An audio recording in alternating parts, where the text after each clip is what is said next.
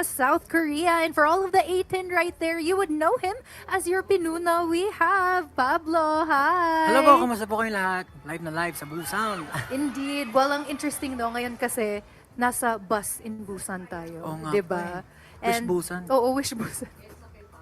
And alam ko na EDSA actually yung kakantahin mo today. Yes. And I don't know, it seems like it's representation. Opo. Sobrang. Talaga kasi, you know, we're in Korea but you sing about, you know, things that are found in the Philippines, Yes. diba? So maybe you can tell us more about this song kasi alam ko it's a fusion of different sounds.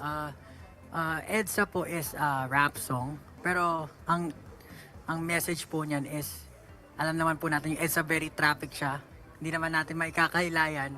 Pero, kumbaga maihahalin tulad siya sa buhay natin. Kumbaga maraming maaberya tayo talagang madadaanan. Pero patuloy lang tayo sa pupuntahan natin. So, yun po yung meaning ng song. And sana po ay magustuhan ng mga tao yung sinasabi ng awitin.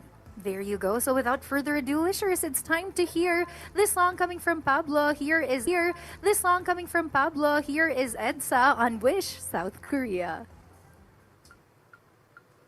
Popping up pilitan, but I'm riding on. Keep riding on. Kita ng siksikan, but kung popping up pilitan, but I'm riding on. I keep riding on. Eto na naman sa EDSA. Eto na naman sa EDSA. Pag may popping up pilitan,